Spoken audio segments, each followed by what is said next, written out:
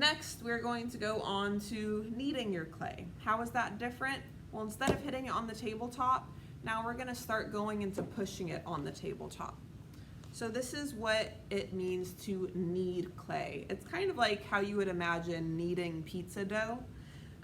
You'll notice I'm picking it up, moving my hands up top, and then applying pressure with the base of my palms. And what it's doing is it's really just kind of mixing up the clay in a way. It's also continuing to make it a little softer to work with. You want to make sure that when you knead your clay, let me try to do it sideways, you don't flatten it out too much. See how mine's still relatively round?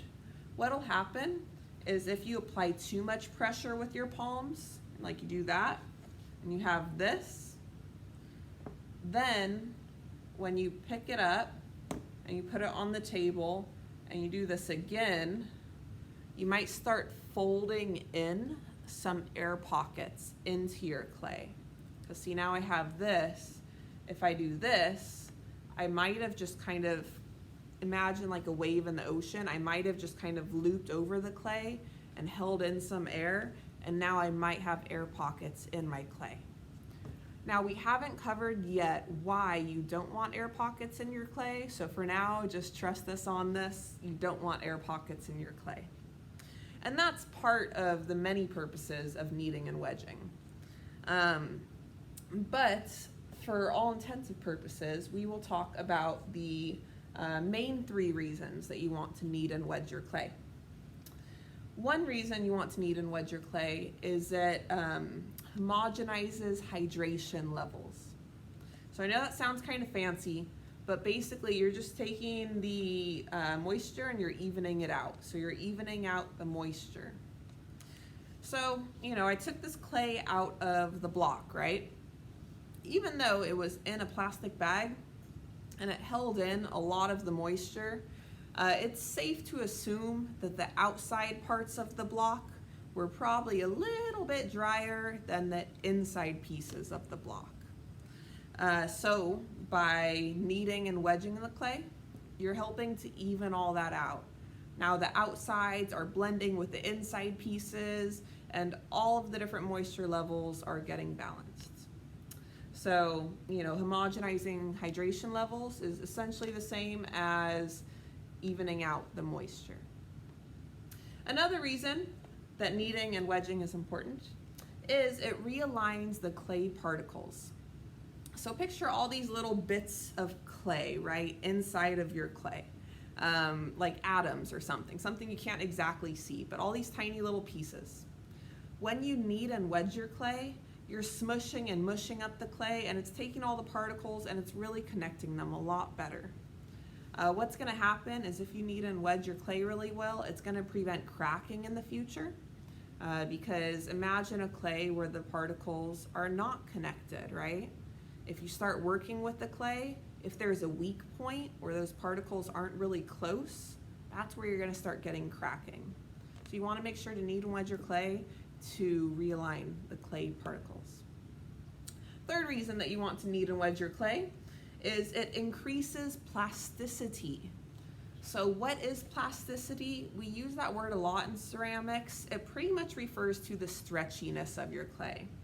In other words, kneading and wedging will make your clay more stretchy, which you want because, again, if your clay is stretchy, it's less likely to crack. And we want to avoid cracks and breaking in our projects. Usually you won't see it at first, but it'll happen while it's drying, which is not fun, you know, because you make this really awesome project and then you're all done and it starts drying out and then it's cracking and breaking. And that's a huge bummer because you could have prevented that with really thorough kneading and wedging. So that kind of covers kneading and wedging, the purpose of it and everything. Make sure that you knead and wedge your clay before you ever start your project. Whenever you're grabbing out new clay, always knead and wedge it first, and then you can use it. That'll help prevent issues going forward. So let's pretend this is a project, right? I've made my project.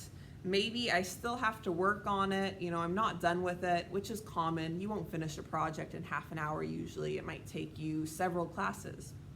So what do I do with my clay, right? I still got to work on my project, but I don't want it to dry out. Well, I'm going to show you guys how we store our clay projects. So first things first, you are always going to want to put your works in progress in a plastic bag. Get as much air out of it as possible. The reason being is air is what is going to dry out your project. So if we get rid of all of the new fresh air that your project can interact with, it will not dry out on you. So project is going to go into plastic bag. However, if you have a project where maybe it's kind of delicate or it's still kind of soft, you just feel like you can't just pick it up and put it in the plastic bag, you might feel more comfortable putting it on a board, like a wood board or a tile. You can put your project on either one of those two things. There's pros and cons to both, but for right now, what you do need to know is that if you put your project on a wood board, the wood boards are kind of like a sponge. They're gonna soak up a lot of moisture. So for example, you know, I'm done with my project for the day, gonna work on it more later, gonna put my project on the board. This one is made of wood, just so you're aware. And then I'm going to slide the entire thing into my plastic bag. Be careful to not let your bag get holes poked in it from the corners. We try to save these bags as much as we can to save a little bit of money and to save the environment a little bit. So try not to poke holes in them. If you get a small hole in your bag, you could always just kind of tape it up, but sometimes it's too much, too large of a hole where we can't just tape it up. So you notice I got as much air out of the bag as I can to help prevent my clay from drying out. But also remember, I have a wood board in here and that's gonna soak up a lot of moisture. So if you're okay with your project, maybe getting to leather hard by the next day, then maybe a wood board is a good option for you. However, if you don't want your project to dry out, but let's say there's nothing left besides wood boards, there's no tile boards left, then you can simply just put your project in the bag on its own and then put it on top of the wood board. See?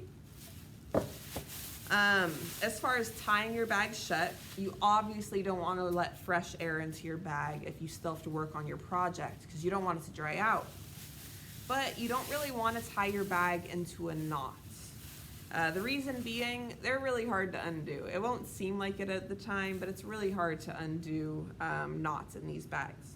So I recommend just twisting it up, and whether the extra goes under your tile or your wood board or your project, whatever, I recommend putting the extra below so there's weight holding it shut. So I think that covers everything you guys need to know about retrieving clay, kneading and wedging clay, and how to store your projects. One last note, of course, after you are done with your project for the day, you're gonna store it in your own personal storage area, in your own personal cubby, we also call it. And then that's where you can retrieve it the next day. So, hope you guys enjoyed this demo. See y'all next time.